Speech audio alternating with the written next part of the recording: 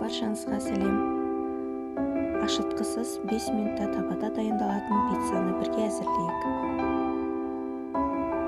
Ыдысымызға 1 стакан ұн, қопсытқыш қосамыз, тұз, су құямыз, 1 ас қасық зәйтүн майы, не болмаса күнбағыс майымен алмастыруға болады. Қамырымызды жақсылап түзеп аламыз.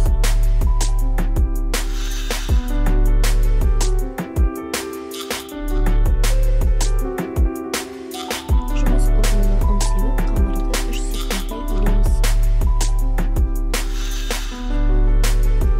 Жабысып қалғанын сезінсеңіз, кішкене ұн сеуіп жіберсеңіз болады.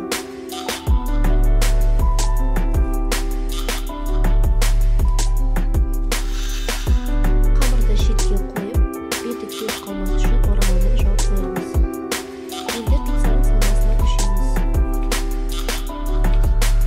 Менде колбаса, мұздатылған балдар бұрышы, қызанақ және ірімшік.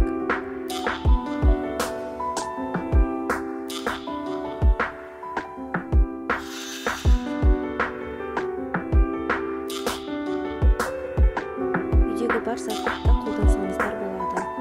Өз қалауларыңыз бойынша саңырауқұлақ, піскен тауық еті, зәйтүн және тағы да басқа салмаларды салсаңыздар болады. Қамырды жаямыз, саусақтармен жасаңыздар болады. Қамырымыз өте созылмалы.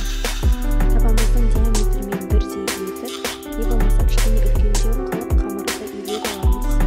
Табаны отқа қойып, қызып тұрған табаға кішкене күнбағыс майын құйып, қамырды саламыз.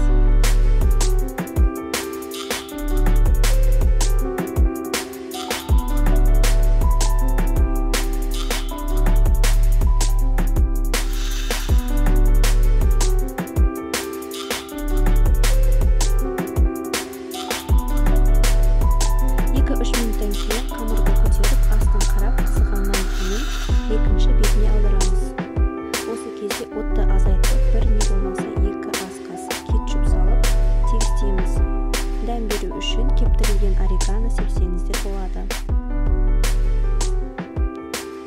Ірімшік себеміз.